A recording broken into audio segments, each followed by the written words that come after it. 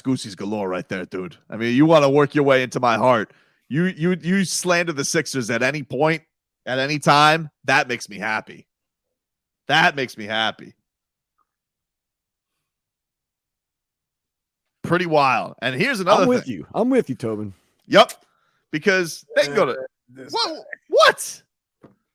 Look, is he trying to play? Is he trying to, Hulk Hogan it? Is he trying to like put his hand to his ear and try to get the fit? Maybe, but it's working.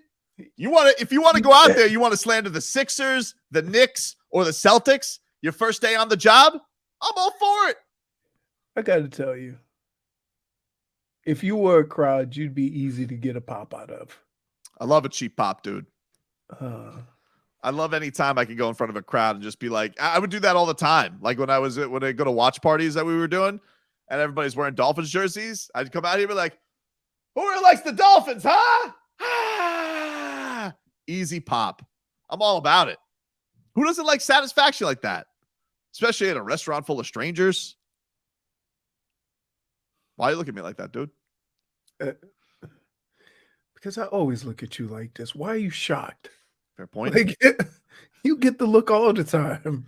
Did you did you tell Big Spoon about my conundrum during the break? Oh my goodness.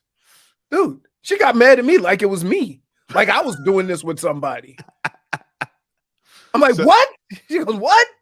So and then a couple of explicatives, and then on the way out, idiot. I said, it wasn't me. So she doesn't suggest taking my 7-year-old paintballing. Even if he is a moose. He is a moose. He is a moose. I said, but he's a moose. I'm like, the thing about big kids is when things happen to them, they cry like a little kid. Like they're still kids. It's true. And it looks awkward. Yep. Like, no, he's not 15. He's only 10. It's true. It's not fair. It's not fair that true. Little kids want to be treated like adults until they get treated like adults, and then they're like, I'm just a kid. I'm like, you can't go back. You can't go back. I got you. You got the excuse machine for these kids. Now all of a sudden, huh? And wait. And Tommy's your son. So I'm more than sure he's got a few lined up already. He is pretty slick. He's got that verbal jiu-jitsu on the on lock, that's for sure.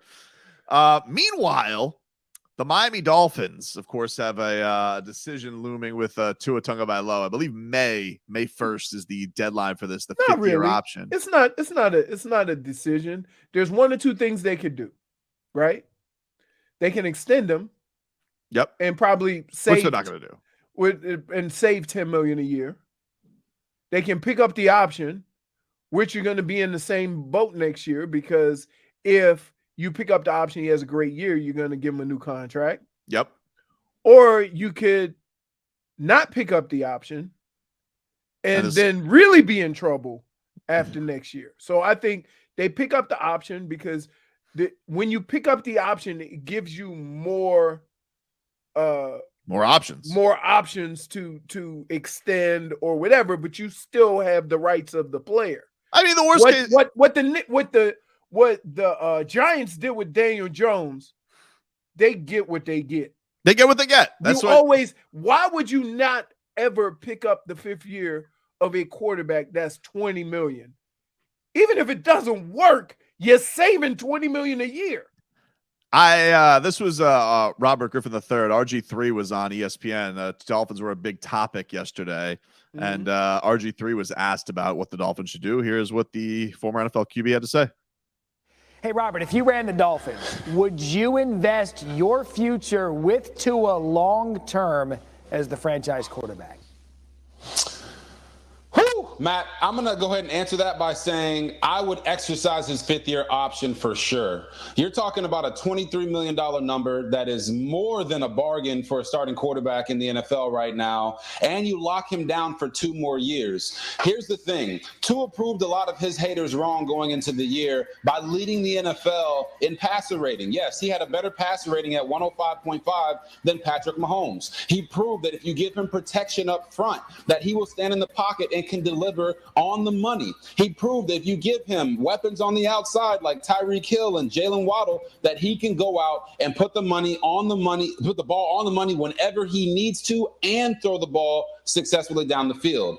Now, he threw personal record in yards and touchdown passes, despite only playing in 13 games. But as that piece just stated, that's the problem right now with Tua. He hasn't played a full 16 or 17 game season. And the really scary part is the head injuries that he's had to deal with, especially last year. You don't want to put him in a situation where he has another one or two of those next season, and it's starting to affect his life after football. So that's why I would go the option of exercising his fifth-year option and not really worry about the future or you still have time to see if Tua is going to be able to maintain his health for a full season. There you go. RG3 is on SportsCenter. That makes the most sense, is that you basically, by picking up the fifth-year option, you buy yourself more time. Right. And if it costs you $23 million and it doesn't work, that's a lot better than $40-45 million with some of these guys, or sign up for it. Now, I don't understand why the Giants wouldn't do that, right? You invested a high pick on a quarterback. Well, basically you're saying he should have been there. They had a new coach. I think they were probably wondering, I think they probably told Dayball, hey, play him this year and we'll see what's what. That's why, because they turned down the fifth-year option on him. Well, right, but that's what I'm saying. But so now it's going to cost him a lot more. But that's what you got to wonder about Daniel Jones. Is it Daniel Jones coming into his own, or is it just Brian Daboll being that good? I don't know. That's a good question, because everybody looks at the Josh Allen with Brian Daboll and saying he's just the quarterback whisperer. He can turn guys around. Can he do it with somebody else? Could he go get Derek Carr and do the same thing? I don't know. Right. I don't know. But with the Dolphins, the thing with me is, you had this head coach, right? And he said many times, I basically spent the first 6 months of my job trying to convince people this guy was a good quarterback, and especially a good quarterback for his system. Mm-hmm. You want to call him system quarterback, QB quarterback, but Mike McDaniel is going to be the coach going forward for the foreseeable future. And he seemingly has a quarterback who can execute his offense pretty well. Right. So I don't understand why you would put yourself in a position where you would have to maybe double up that money, even if you franchised him next year. If you turned it down, okay, he has a great year. Now he could walk, right? Franchise is more than his fifth-year option. I think okay, I guess the doomsday scenario is Tua has a concussion issue and now you're on the hook for 23 and maybe he can't play football. But I think you're kind of buying in on the talent, right? You gotta think out of all of this stuff. You went into this thing and, all right, Tua, don't have a ankle injury, don't have some ribs broken this year, don't have a hand. Yeah, who could see head injuries coming? That doesn't usually play into it. We're sitting here making it sound like, when a guy has these head injuries, that he's injury prone. And I'm like, dude, you can't control how you fall. I can understand. Well, he's doing judo, dude. Judo. I could understand if he tweaked a hammy or the ankle or the hip was bothering him or whatever, but we talking about freak accidents, just in how you fall, it's not even a thing about getting hit, it's just how he gets slammed to the ground. And so, I'm not going to say that it could wear on you, but I am going to say the chances of him consistently having that injury that way, right? It's kind of a unique situation to him. You don't hear about, usually there's guys that get hit a lot. Back in the day, used to be those guys going across the middle. But to say, oh, he fell on the back of his head or he did this, and for $23 million, what he's done, right, versus what I hope he could do, I'll be more than welcome to take that risk for $23 million. It just feels like less of a risk. Right. But what happens with these teams, right, is they jump the gun on making decisions. So there was no reason not to extend Daniel Jones. If not for this reason, who else you going to get for $20 million? But the thing with Daniel, I get the Daniel Jones thing in that, okay, you had a new coach coming in that maybe wasn't necessarily sold on him, because the timeline's a little bit different from the Dolphins in that the Dolphins didn't have to make an option decision Mike McDaniel's first year. So Mike was going to get to see it out either way. And if you tell Brian Daboll, hey, you come here, see what you could do with this guy, maybe he's good, maybe you can go in another direction. It's kind of similar to like when Adam Gase came down here with Ryan Tannehill. Like, hey, see if you can do with this guy. Right.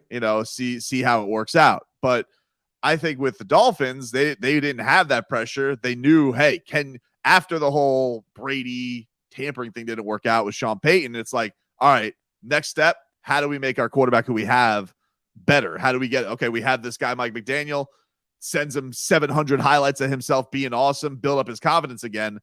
Like Mike McDaniel and Tua are tied. They have a good relationship. That seems to be the direction we're all going to. Obviously, I always know, and every caveat with Tua, you got to say health being the option there. But like, I think that the guy believes in him as being the quarterback for his team. I think they made that pretty clear. Absolutely. The other thing is that, I mean, I have no patience for organizations who have been around forever and don't have patience with certain positions. And they've gotten caught up. See, if you're an organization or a front office or a coaching staff, you're supposed to know better. You're supposed to know more than anyone about the path of some of these positions and how long it takes to develop and what have you. And I've seen far too many times where the franchise and the organization has been rats off a ship after a couple of years without, and I say this, if this guy don't work out after 2 years, that's your fault for selecting him. Because there would have had to be something in his past, something that you've heard, something through a conversation that you've had that would show that this guy's not going to put the work in, or this guy's not going to do the things necessary to become the best version of himself. And so from that standpoint, seeing Daniel Jones struggle, you've already said by your actions that it's not Daniel Jones, it's the coach. Also, could you imagine as a front office, because I was listening to Perk on with Joe earlier today, and it was a good point. Like, you have not only the questions with him, but you have it with your other first round picks. You're not going to give a 5th-year option to Noah. I mean, let's be real. Right. But that's different position, though. Understood, but still, you're not. They did it with Christian Wilkins. It's like you're not going to do it with Noah. You're not going to do it with Austin Jackson. You're not going to do it with Tua. A GM is going to pick 3 first-round picks, and not even none of them get to a second contract. You're not even picking up the option on him. That's a huge blemish. Even if his next draft was good with Waddle and JP and John, that's a huge. Exactly. But that's the thing.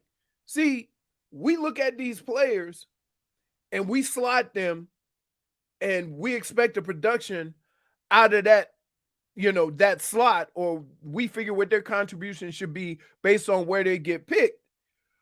But I'm going to tell you like this. What if you select a first rounder, a guy who's graded out to a 2nd or 3rd round, you take him in the 1st round, and then he doesn't work out and he plays like a 2nd or 3rd rounder that needs more development? That's on you. That ain't on the player. He ain't going to say, no, I'm a 3rd round pick. I don't want to be a 1st rounder. So there's a lot of that too. There's a lot of when these guys go through the selection process and a position starts going off the board really quick and they go, oh, we got to get one. And they just end up with a guy who never would have been in the 1st round. And then we wonder why he's not playing like a 1st round talent. It happens a lot with quarterbacks. Did anybody, Daniel Jones, when he got selected, where did everybody go? Oof. Yeah, and guess what? Now we're going, oof. And you're wondering why. Guy says there's some good money in paintball tournaments. Get him out there now. I had a friend that actually he coached paintballers. There's no way he lives east of 75. You think that guy's from the Sawgrass or from Loxahatchee or something like that? Yeah. All right, so somebody texted about this right before we went to break, and he said, did you guys hear about the Heisman winner wanting to be drafted by the Dolphins? And I was going to get to this, but there's actually, it's funny enough, as we went to break, there was an update to this. So so Caleb Williams from USC quarterback, he can't be drafted this year, just so everybody, he still has eligibility he has to fulfill. But he was asked about what team he'd like to play for in the NFL. And he said he wants to play for Miami. He said, I like to be around younger coaches. He said, I'd probably go to the Dolphins. I'd also be able to play with Tyreek Hill, Jalen Waddle, Mike Gesicki. The defense isn't bad. That's probably my number one spot. Hey, he's got a lot of information about the Dolphins. That's right. Still in college. Holy smoke. Is he from here? I don't think so. He also said the colors are pretty cool and the weather's good. I mean, hold on. It's not wrong. All of the guys that, say where they would like to play and what have you, usually have some kind of history there. He's from DC. Huh? He's from DC. From DC. He's got to have, dude. If you're in California, you don't just all of a sudden have, I want to know the backstory. Here's the thing, dude. This is what I think it is. And we noticed this last. I just think the Dolphins are a fun national team. Like having that much star power and speed at receiver. Mm-hmm. Look at how many people were doing the waddle this year. Like after you had it in soccer, you had it in college football, people were doing the waddle. Tyreek Hill's a huge star. Right. And I think that Mike McDaniel went viral a lot. This kid's probably like, look at these Dolphins. They seem like great fun. If I had my choice. Now, obviously, you don't. And also, man, that would be a collapse for the Miami Dolphins. You have to collapse for Caleb. You'd have to for this all through. And something tells me that if that were to happen, I don't think those guys would be here anymore. I don't know how much fun he'd be having. If we went from the scenario where, oh yeah, you got to collapse in a year to go get Caleb Williams. It's like, I don't think Mike McDaniel's here. I don't think Tyreek's going to be here. And I don't think Jalen Waddle. Maybe Jalen Waddle will still be here. But one guy that he lists there, Mike Gesicki, he is weighed in. Wait. Let me guess.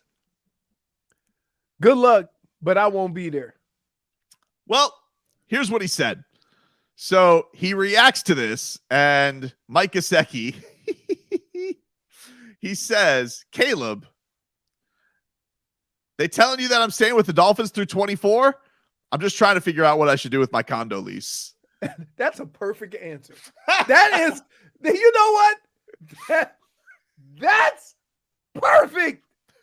Look, how can you say something funny without throwing shade at anybody while trying to get some information? Good job, Gesicki. That was an excellent job. I mean, what can you say? All you can do is laugh, but wonder. Nobody threw any shade at anybody. Well, I don't think he's not throwing shade. He's just It's kind of like the asking for a friend. It kind of feels like the Magic Johnson meme of I'm not gonna be here. He knows he's not gonna be here. I mean, but still, might as well have some fun with it though. Right, that's what I'm saying. Like you know what? Things like this happen in sports. Mike Gesicki knows that they want something different out of his position.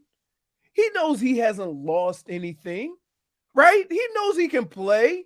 And so from that standpoint, that response is perfect. It's perfect. He almost said it like, hey, did they tell you something I don't know? Because yeah, man, I just like it. No, we all knew what he was saying, but he all said it tongue in cheek, and we can have a laugh with it. I think it's cool that Caleb Williams wants to be here. Like he's obviously not going to be here. Oh but my goodness, here we go. Don't start. What? Because I know where this goes. What do you mean? First, it starts off with a little phone call. Hey, what's up? Who this is? Caleb.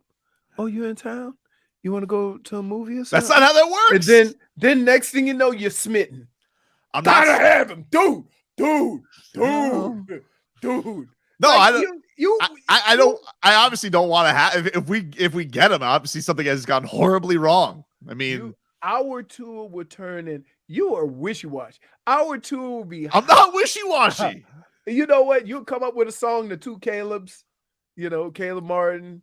The two Calebs in town. You are rats off a ship so quick. I'm not rats off a ship. All I'm saying is it's cool that the Dolphins have somebody who is interested in him, who is interested in them just because of how much fun they look. I think that's cool. But why don't I feel like that's all you think? That's all I think, dude. Because dude, you spend your whole season window shopping for better stuff. That's not true. In every sport, on every team, window shop. You walk by a store and you go, ooh, a shooter. How much that shooter cost? Oh no, I can't afford that. Right? Like that's how you ended up. That's how you ended up at Five Below, and you got Kevin Love. Right? No, don't say that about Kevin Love. Don't say he's Five Below. I'm not saying that he's not a good player. Right? I'm not saying he can't help. But what I am saying is that when the trade fodder started to where we are now, you started at Macy's with trying to make deals work for certain players. And then where did we end up? Because guess what? If I'm not mistaken, were you not considering Kyrie? I was considering Kyrie. Okay. So see what I'm saying? Macy's, and in a month and a half, who did you end up with? Kevin Love. Who else? Cody Zeller. Okay. So my guy. You can say whatever you want. What I'm saying is not that far off. Dude, I'm not collapsing for Caleb Williams. Okay. I'm not doing that. We're not doing that. We're not gonna start backing up the tank truck. Dan, we're too close. Dan, we have a whole reel of things that he said just like this. There's no way. Right. Wait. Have you not said something like this about Kevin Love in the past? Well, I mean, I was a little harsher on Kevin Love, to be fair. He was on the Cavaliers. I mean, I'm not grabbing this from thin air. You got history with doing stuff like this. I'm not disparaging Caleb Williams. I'm just saying I don't think it's possible. I just think it's cool. A young guy likes to come to the Dolphins. That's cool. Yes. That's cool. I think the Dolphins have an attraction. They have a cool factor to them. It is. You know what? With the coaches and the players, it's been a while since you've said, right, this team is fun to watch. Exactly. That's the biggest takeaway I have out of it. Really? Don't look at me like that. Really? I swear I don't want. I'm telling you, if I hear in a couple of months from now you saying something about we need Caleb Williams, I'm gonna be mad as hell. Hey, Dan, it's coming. No. Dude, I'm telling you, this guy is so wishy-washy with his fandom. It like, dude, it's like, look, he'll be watching Tua be doing great. And then on Saturday, he'll see Caleb Williams. Caleb Williams throw like a 50-yard just dime rocket, and he'll come in on Monday. Leroy, did you see that pass? I don't even watch USC football. I don't watch UFC football. Right. Oh man, guys, I can hear it right now. Like maybe we should like try to give away some more. We don't have a lot of draft picks, but like trade up in the draft and get Caleb Williams. Oh, please don't. No, he won't do that. He won't do that. He's just gonna. But he'll we obviously don't have the arsenal for that. What I'm gonna have to tell Caleb is make a stink. He's gonna have to drop down that draft board. Oh, he's gonna have to do the gas mask. He's gonna have to do that. Yeah, he's gonna have to do that and be honest about it. He said, was that you under the gate? Yes, it was. Guy says, when was the last time anybody wanted to come play for the Dolphins? Especially young. Like, obviously the Dolphins have been good at getting free agents. That's not new. But like a young guy who's like, that team looks cool. I want to go play for that team. That's what really struck me. There's two teams. If you are a receiver, you should be really excited, or even a quarterback. One, you have no chance, and that's Kansas City. Because I tell you what, that Andy Reid, I mean, what that offense became without Tyreek Hill was still amazing. Yep. And when you see Mike McDaniel, but I will say this, and I've been saying this, and I've told you this a lot, Tobin. People think that you can plug anybody in Mike McDaniel's offense and have them do what Tua did. And that's not true. He is very skillful in what they ask him to do and where they ask him to throw the football and how quick they ask him to get rid of the ball. Most of the quarterbacks' problems in the NFL, and you'll hear this every Sunday, hold the ball too long. Guy texts in, Tobin, a.k.a. Rats Off a Ship, needs to admit it. Wishy-washy Tobin. Yes. Unfair. Yes. Unfair. It's not. I just brought up some tweets from Mike Gesicki. I did not say that I was rats off to a ship. All I did was bring up the news. Can I say this? If you have been wishy-washy for all the years we do the show, and then you have a situation when you're not wishy-washy, is it safe to assume everybody going to think you wishy-washy on the situation because that's the way you are? Hard to say. That phrase right there, dude. Is it time for a break? Because, it is actually. It is. Yeah, because hard to say make a brother want to cuss. I'm gonna just say that because he says that's his way of not. Everybody have a way of not answering the question day and day. That's it. Oh yeah, trust me. Whenever women ask me questions, I just dance around. Schmeathan says they call him the squeegee.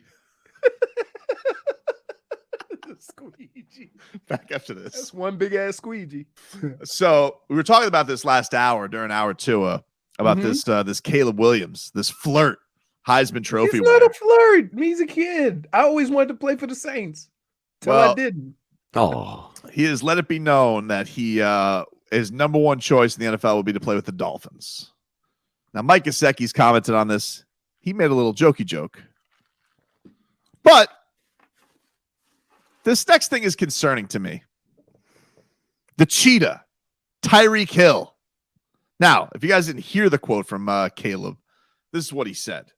The reason he said was he wants to play with the likes of Tyreek Hill, Jalen Waddle, and Mike Gesicki.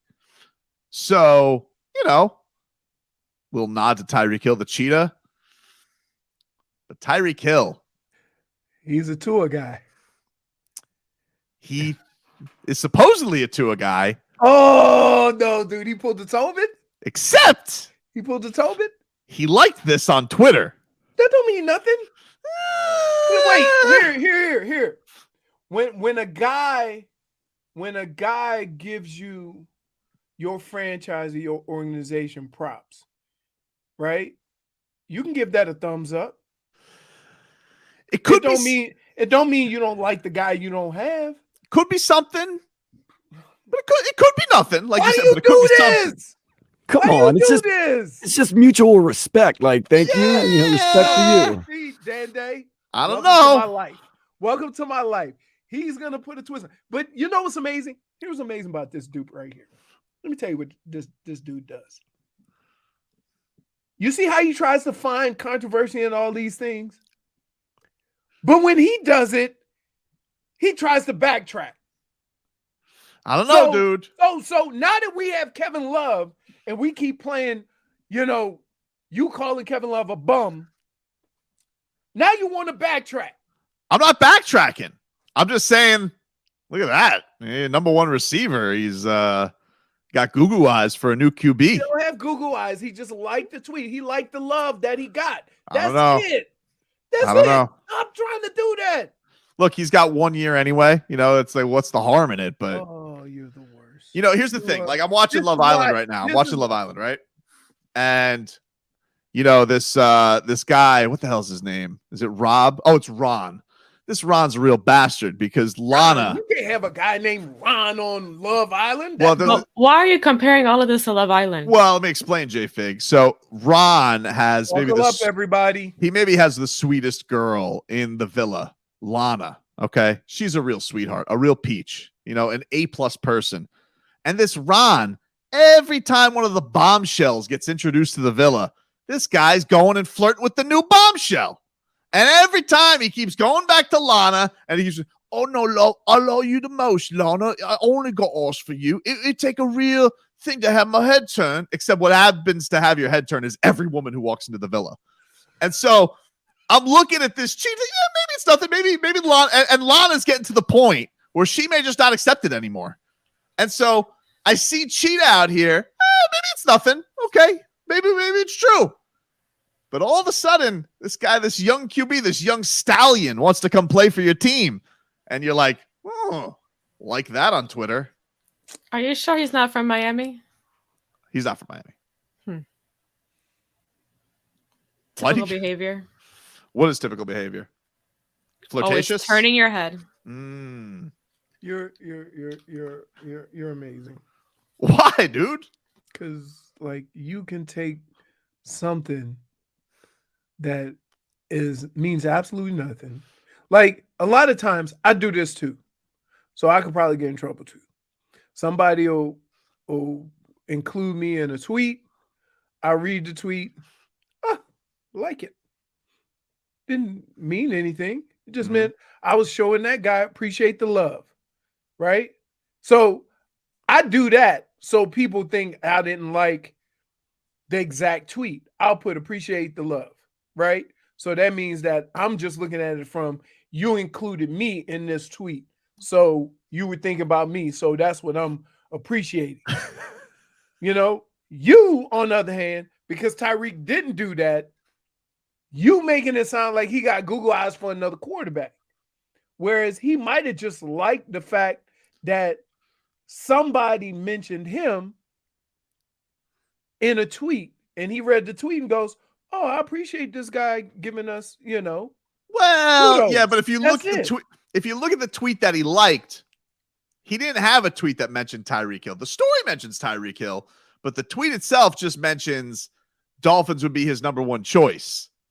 Which why like that tweet? As a player, anytime you hear that, that means okay, other people think we got something going here. That's it. Interesting. That's it. No, not interesting. That's we have two of the all you need now is Waddle. I mean, Waddle would never do that. Has Waddle liked anything? God, I hope Waddle hasn't liked anything. Let me check. You ain't even check. It doesn't even matter. He didn't do the research. Hold on. Well, this is of course he didn't. Let's just make sure we're okay. I don't want to. All right. No, the last tweet from Jalen Waddle. This is a real friend. The last tweet he liked was a montage of Tua that says Uno with highlights of Tua. And they went to college together, right? His last tweet was the one for real. Let me ask you a question. That's a real one right there. Let me ask you a question. Yeah. And I've told you this, and you know who this guy is. What player I told you under any circumstances, if I had something going down in a club or a bar or whatever, I would call? Steve Everett. Correct. Okay. And it don't matter what team he plays for. So when he played for the Eagles, it didn't mean I wanted to go to the Eagles. It just meant that I went to college with that dude and I know what he's about. Look, that's it. So Waddle commenting on Tua, of course he's going to comment on it. He played with the dude in college. Look, they won a national championship together. Maybe you guys are right. It could be nothing. It is nothing. Stop it. We got too much other stuff to worry about in life. And you sitting there worried about somebody liking a tweet that had his name in it. Tyreek Hill, though, just sees the Chiefs win. Maybe he's getting a little antsy.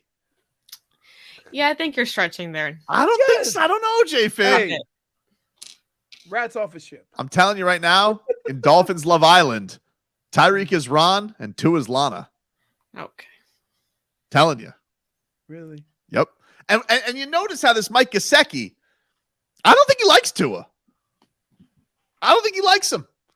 Because, first of all, his response had nothing to do with anything about playing football. Well, I believe it was Martina McBride who says, you say it best when you say nothing at all. All right? I think that was Martina McBride. Who sang that song, J-Fig? Oh, my goodness.